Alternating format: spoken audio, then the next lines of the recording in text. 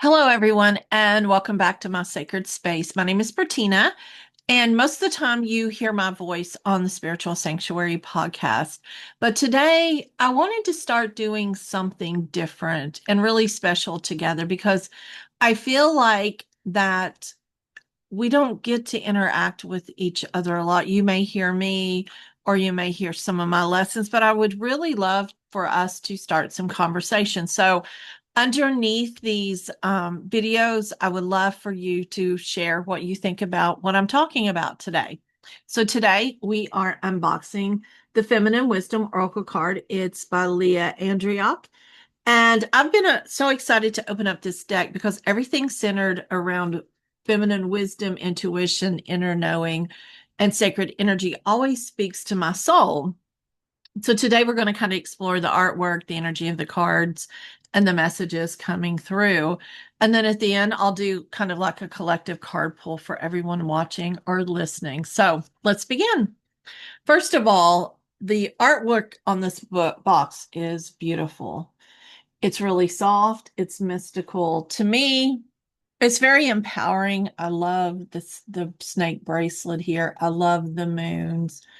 And the flowers just make it extremely feminine.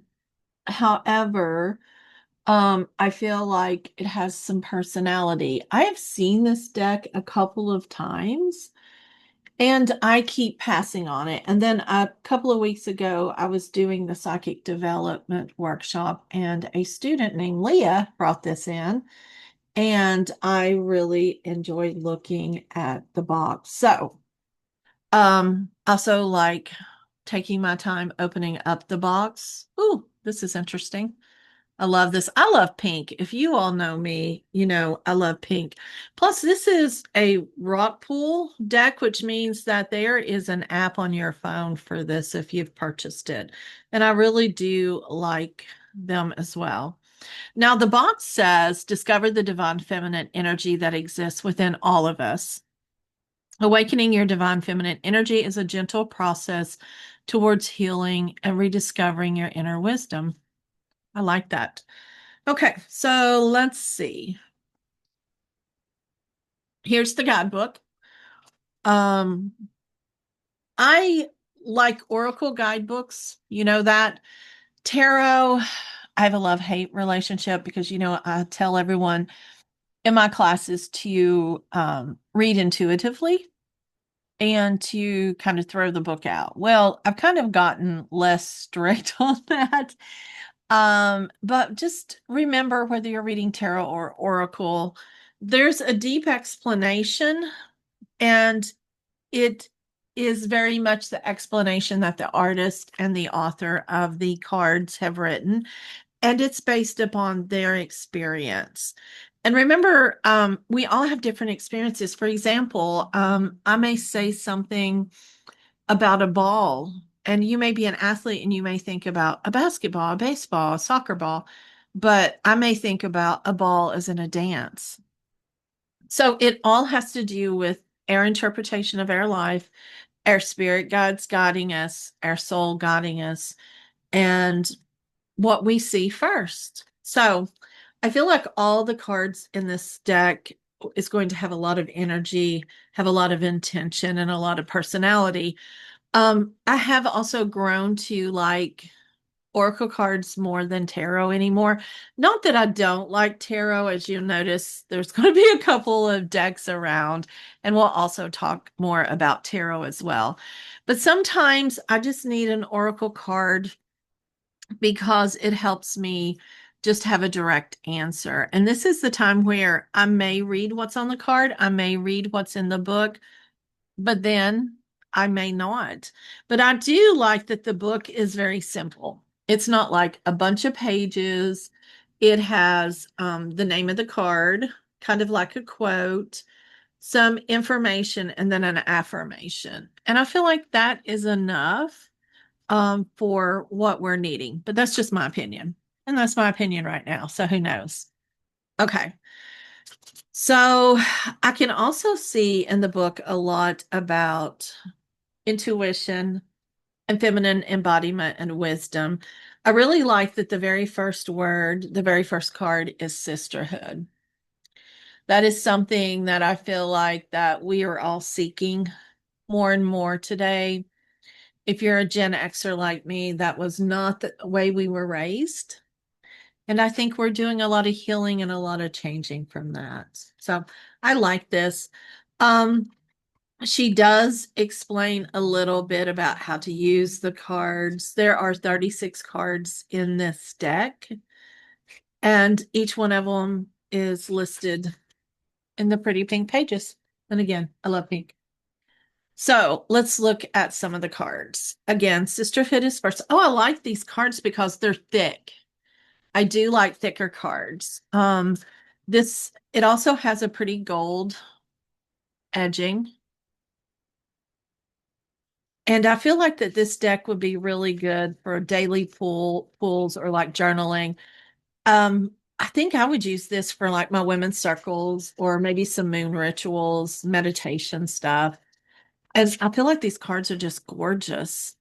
And inside the box, it says everything in time, which I find is interesting because um, I've looked at this deck so many times in different places, and it's taken me probably since it came out to really want to pick it up and look at it. Okay, so let's see. Transformation. Oh, I'm sorry. Peace.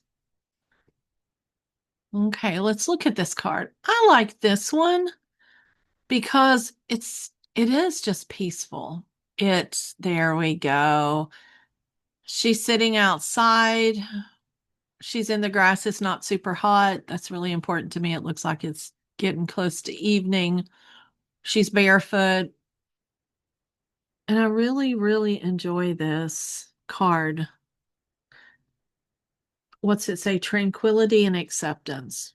I like this. One thing a lot of people say are that oracle cards are like mirrors. They help us see what our soul already knows.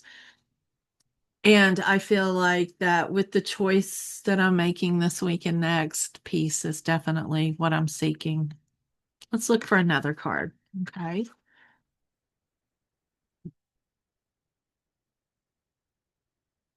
Solitude. I think there's a message for me to take some time for myself here.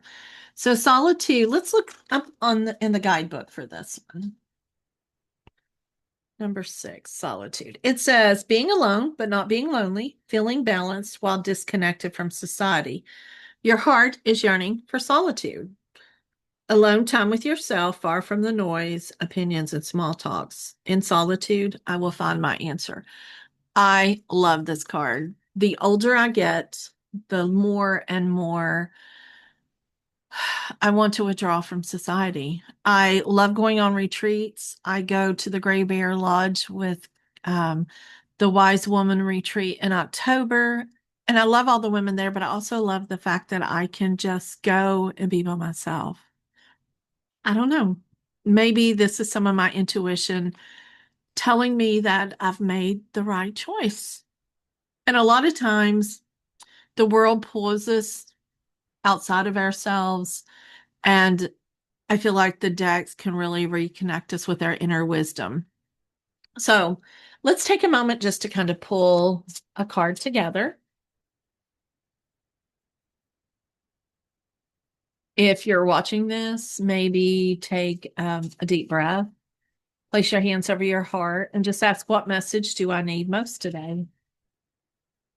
I'm asking that whatever card comes forward today be for the highest good of everyone watching, listening, and connecting with this space. Oh, they want to stick together. Oh, wow. What an intense one. This card is beautiful. It is inspiration, beautiful spark, moving impulse.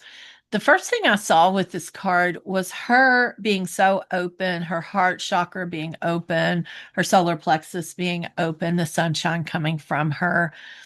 And I just feel like that this is just a beautiful, beautiful card. And in that, you just have to trust your intuition. This is kind of like a movement we were doing yesterday in my somatic yoga class. We do a lot of sitting and lying to release, but then our movement. So, girl, she got on high heels? No. Okay, she's barefooted. I was like, dang, if she's got on high heels, but she does not. Let's go ahead and appease and look at what the book says. So, number 19 is the card. It says, the process of being mentally stimulated to do or create something, the beautiful spark, enthusiastic impulse. A vision has captured your attention, an idea you just cannot stop thinking about, and for a reason. When great ideas come to us, enthusiasm is usually followed by even greater amounts of doubt, whether from ourselves or from others. This is why it takes a lot of courage and discipline to stay on our paths when it's so easy to stray. This card invites us to envision, yep, all the possibilities that the journey can bring and use them as inspiration along the way. Your affirmation is, my inspirations and my passions are important and meaningful. Other women inspire me. I will never compare myself with others again. I absolutely love that message because we all, at some times, and society does this to us as well, we compare ourselves to others. We even compare ourselves to our past self, our present self. And it's really important that we realize that there is no comparison. We go through life at different times, we change. There's no one that is better than us. We are all sisters that walk together. And imposter syndrome just has to go. We just have to just jump out there and just do it. I really love this deck. So if you enjoyed this unboxing or collective reading, let me know in the comments. Let me know what it is that you liked. If you have any questions, let me know. Let me know your favorite deck. I may have it and I may do a reveal or a drawing from it. But you can also connect with me through Substack here. You can connect with me through my website at bertena.org. I offer classes and spiritual mentorship and readings and Reiki and divine feminine teachings there, even a priestess academy. I also do this in person at Cosmic Connections in Nashville. And if you like these conversations and you're not anywhere near here, you can follow my podcast, Spiritual Sanctuary Wisdom for the Divine Feminine. And it's where you can find any podcast. So I want to thank you for sharing this sacred space with me today. And until next time, trust your intuition, honor your spirit, and continue walking your sacred path. Goodbye.